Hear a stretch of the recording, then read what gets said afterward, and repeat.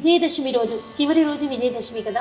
విజయదశమి రోజు ఆ అమ్మవారిని రాజరాజేశ్వరి దేవిగా మనము ప్రార్థన చేసుకుంటూ ఉంటాము. అదే రోజు శమి చెట్టుకి శమి పూజ కూడా నిర్వహిస్తాము. మరి శమిని స్వీకరించేటప్పుడు ఏ మంత్రాన్ని జపించాలి? ఇది అందరికీ తెలిసిన విషయమే. అయినా మళ్ళీ 10వ రోజు మనం అమ్మవారిని రాజరాజేశ్వరిగా పూజిస్తూ ఉన్నాం. వాస్తవికంగా 10వ రోజు పూజించడం నవరాత్రి ఉత్సవాల్లో భాగం కాదు. నవరాత్రులు 9వ రోజు రాత్రితో పరిసమాప్తం. ఆ రోజు రాత్రే హోమాదికాలు చేసి దీక్ష విరమణ చేయమని శాస్త్రం చెప్పింది. కానీ ఆనవాయితీగా మనకేమొస్తున్నది అంటే విజయదశమి రోజు శమీ పూజ చేసి ఆ తర్వాత విగ్రహాన్ని లేదా కలశాన్ని కదిలించడం అనేది ఒక ఆనవాయితీగా వస్తున్నటువంటి ఆచారమే తప్ప శాస్త్రం కాదు. కాబట్టి నవరాత్రులకి అవతారాలకి విజయదశమికి ఏ సంబంధం లేదు. మరి ఆ రోజు రాజరాజేశ్వరి అంటారు కదా అని మీరు అడిగితే, ఆ రోజు మహారాజ్ఞి పట్టాభిషేకం చేయడం సాంప్రదాయంగా వస్తూ ఉన్నటువంటిది. శాక్తేయంలో ఉన్న వాళ్ళందరికీ తెలిసిన విషయమే.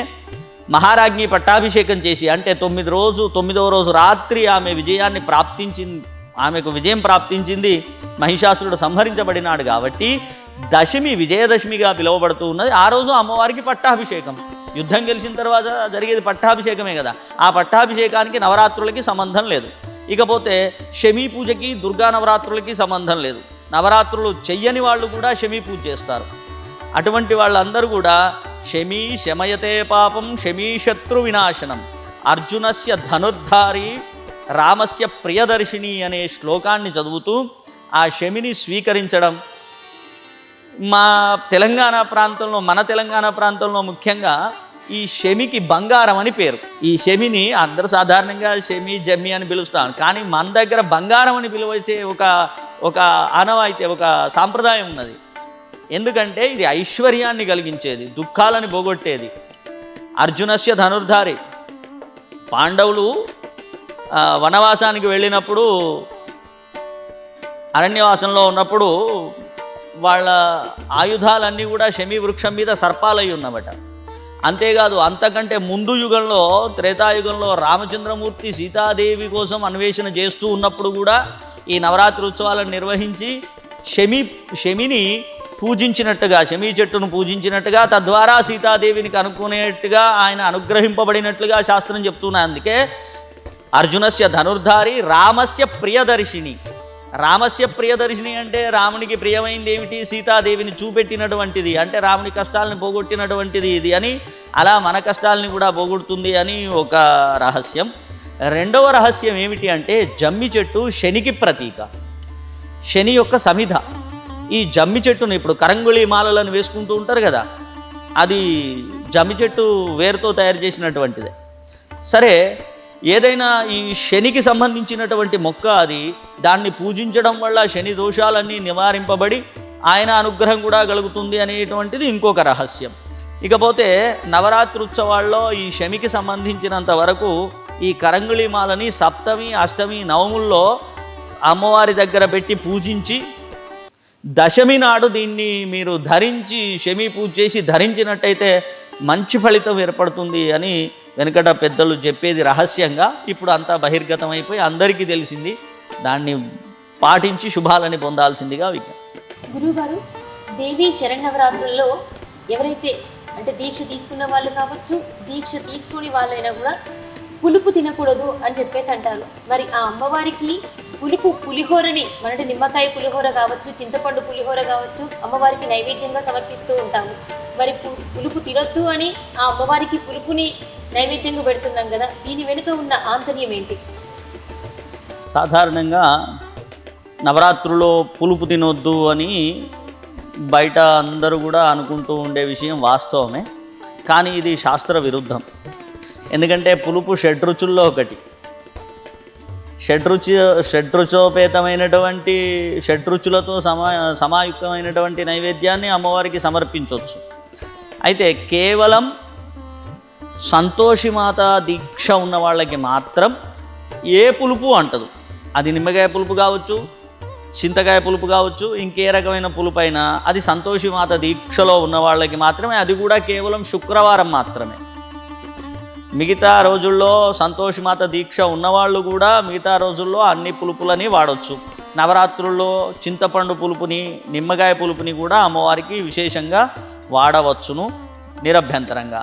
వాడకూడని పదార్థాలు, వెల్లుల్లి పదార్థాలు వాడకూడదు, వాటికి నిషేధం చెప్పబడి ఉన్నది. కానీ చింతపండు పులుపుకి ఏ నిషేధం లేదు. దుర్గా నవరాత్రులు చేసుకునేవాళ్ళు చింతపండు పులిహోర అమ్మవారికి నిరభ్యంతరంగా నైవేద్యం పెట్టవచ్చు. ఇక ఒకవేళ సంతోషిమాత దీక్షలో ఉన్నవాళ్ళు కనుక నవరాత్రులు చేసినట్టయితే వాళ్ళు అమ్మవారికి చింతపండు పులుపు, అది కూడా కేవలం శుక్రవారం నాడే పెట్టరు, మిగతా వారాల్లో నిరభ్యంతరంగా పెట్టుకోవచ్చు. 9 రోజులు కలశ స్థాపన చేసుకున్నాక చివరి రోజు ఉద్వాసన పూజ చేసుకున్నాక ఆ కొబ్బరికాయని ఏం చేయాలి అంటారు? సాధారణంగా మన దగ్గర నవరాత్రులు అయిన తర్వాత కలశం మీద పెట్టిన కొబ్బరికాయని బయట కానీ లోపల కానీ కట్టుకునే ఒక ఆచారం ఉన్నది. కానీ నిజానికి కట్టే పద్ధతి లేదు. దాన్ని ఓపెన్ చేసి కొట్టి ఆ నీళ్లు తాగి ఆ కొబ్బరిని తినే ఒక సాంప్రదాయం ఉన్నది. అది నిజమైనటువంటి సాంప్రదాయం. కానీ అది 9 రోజుల తర్వాత దాని పరిస్థితి ఎట్లా ఉంటుందో ఏమో అనేటువంటి ఒక ఆలోచన, మరి దానికి ఏం కారణమో నాకు తెలియదు. కానీ ఈ కట్టడం అనేది ప్రారంభం చేశారు. ఈ కట్టడంలోనూ బయట కట్టడం మంచిదా, లోపల కట్టడం మంచిదా అనేటువంటి ఆ డౌట్ కూడా మనలో చాలామందికి వస్తూ ఉంటుంది. అయితే ఈ కలశం ఏదైతే అమ్మవారి అనుగ్రహంగా మనం భావించి తీసుకున్నటువంటి కలశం ఉన్నదో, దీన్ని బయట కట్టడం శ్రేయస్కరం. ఎందుకు శ్రేయస్కరం అంటే బయట నుంచి వచ్చేటువంటి ఏ రకమైనటువంటి దుష్ట ప్రభావాలైనా కానీ ఇది దాటుకొని లోపలికి రావు. కాబట్టి వీటిని బయట కట్టడం సర్వశ్రేయస్కరం. కాబట్టి అది బయట కట్టినా అంతే ప్రయోజనాన్ని ఇస్తుంది, లోపల కట్టినా అంతే ప్రయోజనాన్ని ఇస్తుంది. కానీ బయట కట్టడం వల్ల లోపలికి రాకుండా ఉంటాయనే ఒక ఉద్దేశం చేత బయట కట్టడం శ్రేయస్కరము అని పెద్దలు సూచిస్తూ ఉంటారు. విజయదశమి రోజు కూష్మాండ పూజ అంటే బూడిది గుమ్మడికాయకి పూజ చేసి ఇంటి ముందట కనుక మనం కట్టుకున్నట్టయితే దుష్ట శక్తులు ఏవి కూడా ఇంట్లోకి రావు అని చెప్పేసి అంటారు మీ మాటల్లో. ఇది విజయదశమికి సంబంధం లేనటువంటి ప్రక్రియ.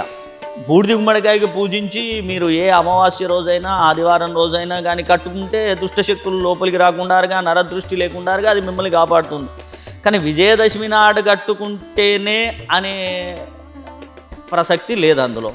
రెండవది, ఒకవేళ అటువంటి ఏదైనా ప్రభావం ఉన్నట్టుగా మీకు అనిపిస్తే విజయదశమి నాడు గుమ్మడికాయతో చేసేటువంటి ఇంకొక ప్రయోగం ఉన్నది.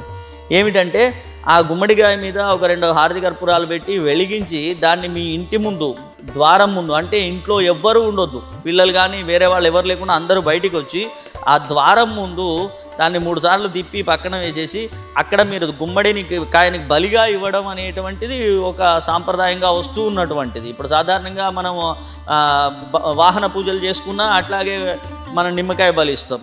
కాబట్టి అలా బలి ఇచ్చేటువంటి ఒక ప్రక్రియ ఉన్నది. కానీ ఆ రోజే కట్టుకుంటే మంచిది అనేది లేదు. ఏ రోజు బూడిద గుమ్మడికాయకు పూజ చేసి కట్టుకున్నా అది నరదృష్టి నుండి కాపాడుతుంది.